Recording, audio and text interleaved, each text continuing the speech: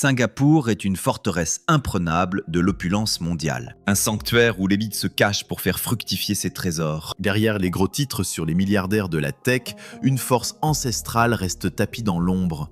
Nous traquons ces dynasties malaisiennes ayant franchi la frontière pour s'enraciner dans les fondations mêmes de la Cité du Lion. Des maîtres des gratte-ciel aux gardiens du réseau électrique, voici les clans malaisiens les plus puissants de Singapour. Numéro 10, le clan Tan de Tan Chong Motor, les rois du bitume. Un nom gravé sur des milliers de voitures prisonnières des embouteillages. La famille Tan, héritière de l'empire Tan Chong Motor, incarne l'essence même de la vieille fortune de Nanyang. Si leurs racines sont profondément ancrées en terre malaisienne, leur emprise sur l'automobile et l'immobilier ici est totale. Les patriarches, Tan Yue Pho et Tan Kim Or, ont débuté avec de simples pièces détachées. Leur coup de génie ? S'emparer des droits Nissan et Datsun pour toute la région.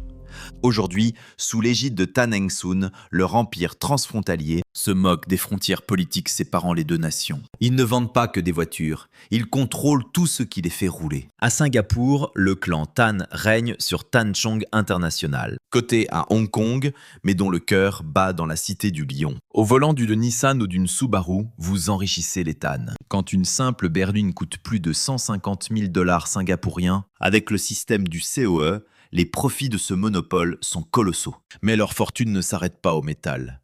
Elle est gravée dans le béton. Ils possèdent Wilby Residence, des complexes d'appartements de luxe ultra prisés, idéalement situés dans les quartiers d'élite comme Bukit Timah. Leurs réserves foncières sont gigantesques, des terrains industriels et commerciaux, acquis pour une bouchée de pain valant aujourd'hui des milliards. Leurs joyaux ? L'immense Tan Chong Motor Center à Bukit Timah, un terrain sacré que tout promoteur rêverait d'arracher. Voilà le capital légendaire des Tan. Pas de bling-bling. Vous ne les verrez pas flamber au marquis. Ils préfèrent l'art discret de l'accumulation infinie. Ils utilisent l'argent de l'automobile pour dévorer les terrains les plus précieux. Dans cette cité où l'espace est une ressource rare, le clan Tan trône sur une mine d'or dont la valeur grimpe à chaque aube. Numéro 9, le clan Yeo de YTL, les rois de l'énergie. Une famille dont l'influence à Singapour ne se voit pas seulement, elle se ressent dès que vous allumez la lumière. Mené par Tan Sri Francisco, le groupe YTL est l'une des plus célèbres dynasties d'infrastructures de Malaisie. À Singapour, ce ne sont pas de simples entrepreneurs. C'est un organe vital de l'État. Ils ont bâti leur fortune sur le béton et les services publics, en décrochant la toute première licence de production d'énergie indépendante. Leur stratégie ?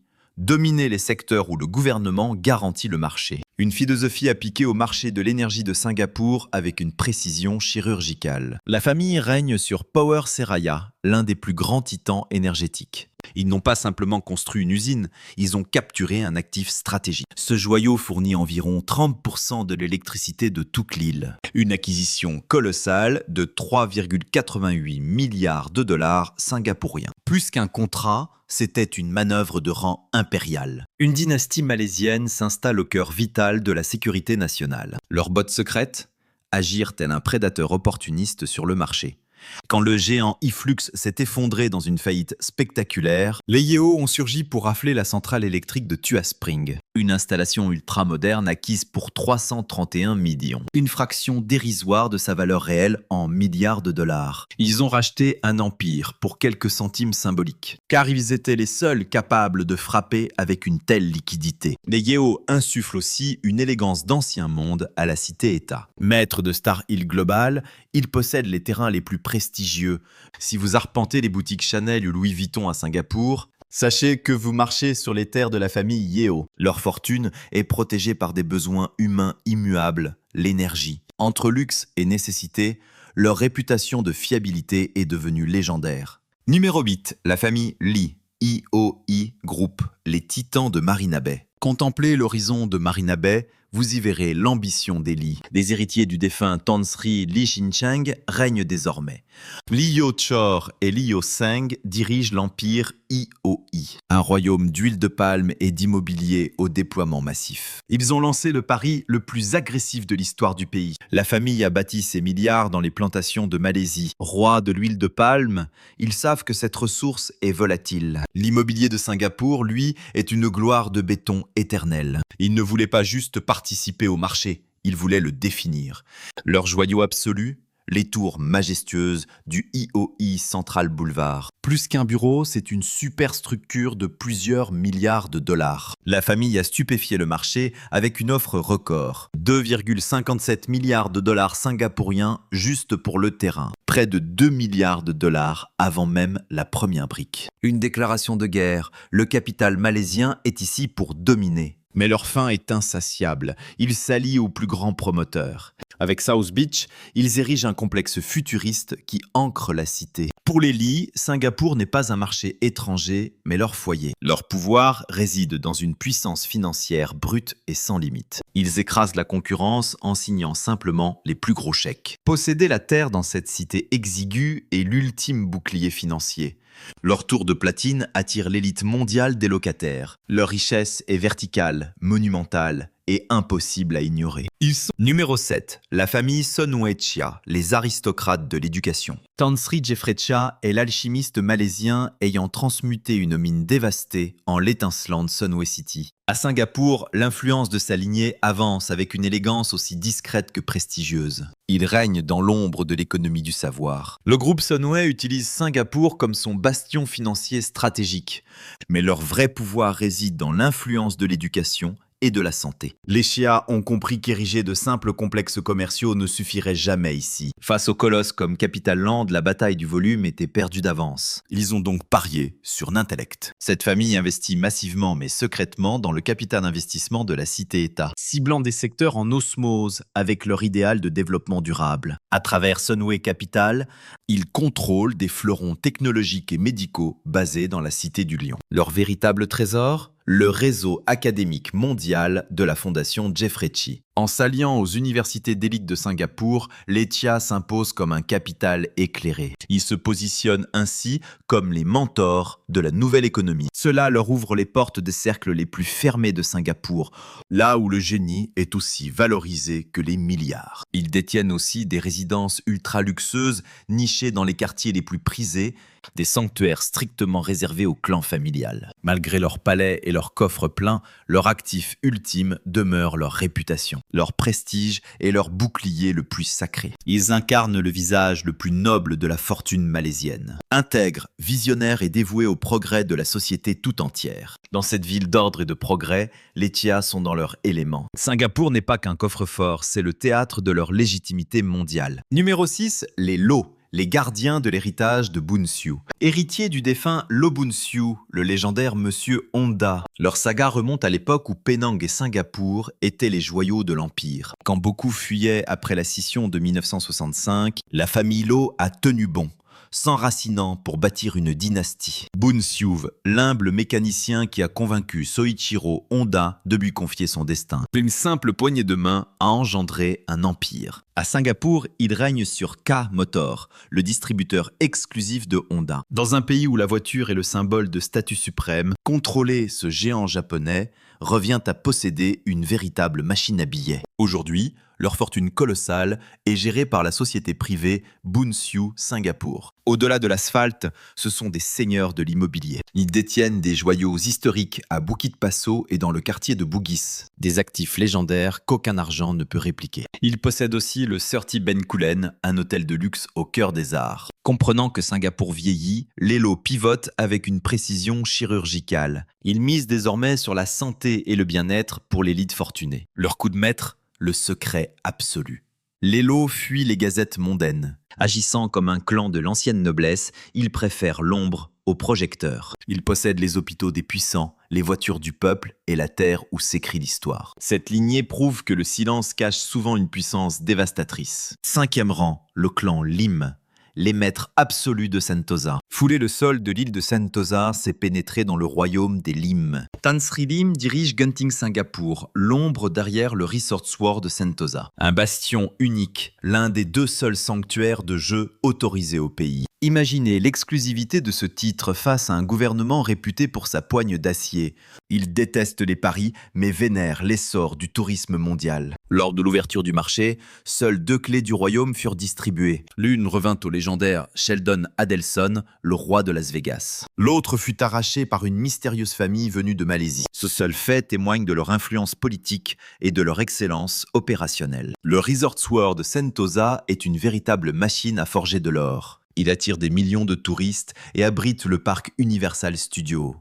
Ces salons privés accueillent les plus grosses mises de toute l'Asie. La fortune d'Elim est gravée dans l'âme touristique de la nation. Aujourd'hui, il lance une offensive de 4,5 milliards de dollars. Baptisée RWS 2.0, cette expansion verra naître le Minion Land. Elle prévoit aussi l'extension colossale de l'aquarium SEA, un océan sous verre. Il deviendra l'Océanarium de Singapour, un nouveau complexe de prestige ultime. Quand les autres tremblent devant la crise, les limes bâtissent dans l'acier. Leur force, une résilience totale face aux lois implacables de Singapour. Ils manient l'influence avec la précision chirurgicale d'un grand diplomate. Malgré la pandémie, ils ont pivoté et préparé leur retour triomphal. Ils parient tout sur un futur où Singapour sera le terrain de jeu mondial. Ils ne subissent pas l'économie. Ils en sont le pilier inébranlable. Numéro 4. Le clan Hong, les milliardaires de Bond Street. Ong Beng Seng et son épouse Christina règnent désormais depuis Singapour. Mais leur instinct et leurs racines restent profondément ancrés en Malaisie. OBS a marqué l'histoire en important la Formule 1 à Singapour. Un duo de choc.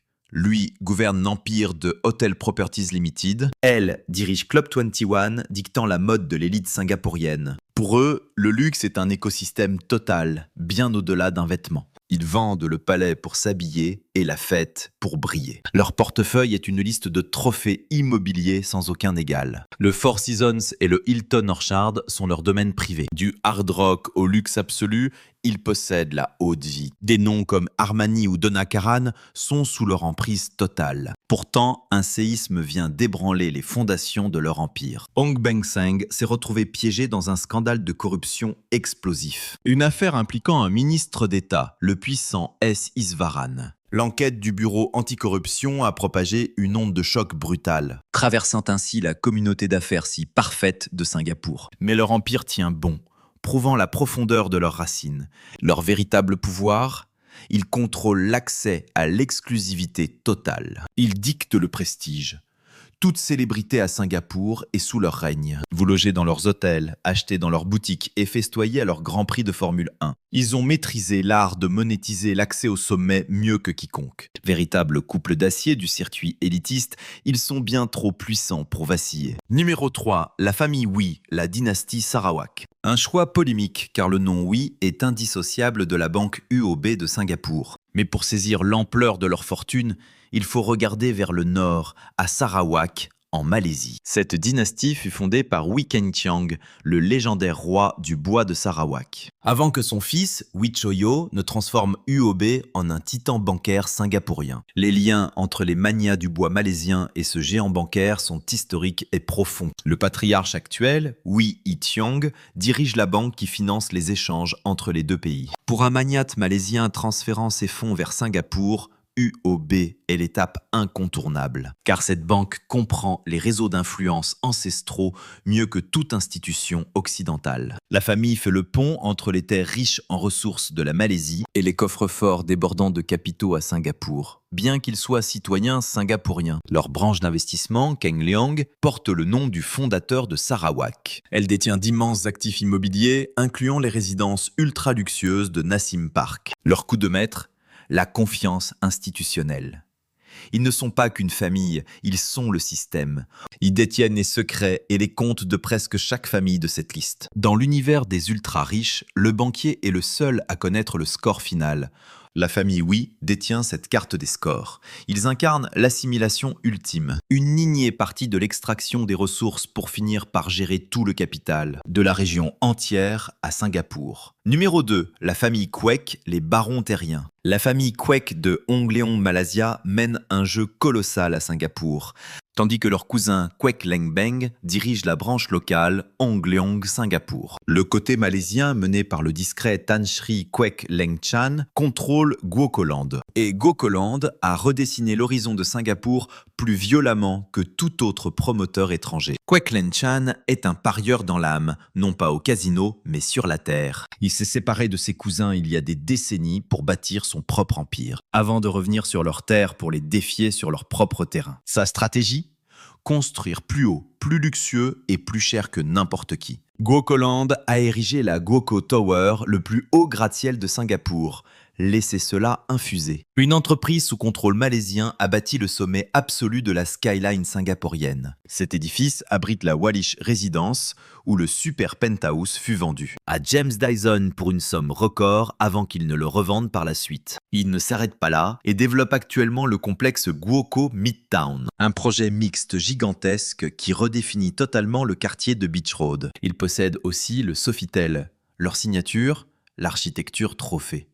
Ils ne construisent pas de simples appartements, ils créent des monuments historiques. Quand un milliardaire s'offre un penthouse à Singapour, il y a de fortes chances qu'il soit en train de signer un chèque à la famille Kwek. Leur fortune est protégée par la rareté absolue de ce qu'ils possèdent. On ne bâtit pas un nouveau sommet de la ville tous les jours. Ils ont tout simplement capturé la limite verticale de la cité-État. La famille Kwek prouve que même avec un passeport malaisien en poche, ils restent les maîtres incontestés de la gravité à Singapour, au sommet.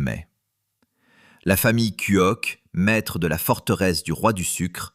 Enfin, le numéro 1. Robert Kwok, le Malaisien le plus riche au monde, véritable souverain du détroit. S'il réside à Hong Kong, l'ancre de son empire repose à Singapour. Si Robert est le roi, son neveu Kun Hong commande Wilmar International, basé à Singapour. Wilmar domine l'agro-industrie en Asie, un titan de l'huile de palme et du sucre. Mais leur influence dépasse largement une simple entreprise. La ville sert de centre de commandement neutre pour leur empire planétaire. Ils possèdent le prestigieux hôtel Shangri-La sur Orange Grove Road. Plus qu'un hôtel, c'est une véritable institution diplomatique. On y tient le dialogue de Shangri-La, le sommet de défense crucial, où les puissances mondiales négocient la sécurité du globe. La famille Kwok offre le terrain neutre de la paix mondiale. Voilà leur prestige. De plus, ils contrôlent PACC Offshore Services Holdings, POSH, et dominent la logistique traversant le détroit de Singapour. Ils contrôlent le transport, la nourriture et les lieux où se signent les pactes. Leur force ? L'invisibilité totale. Kwok Kun Hong cultive le secret. Il marche dans Singapour sans aucune escorte, nul besoin d'apparat. Il sait que sa lignée nourrit toute la région.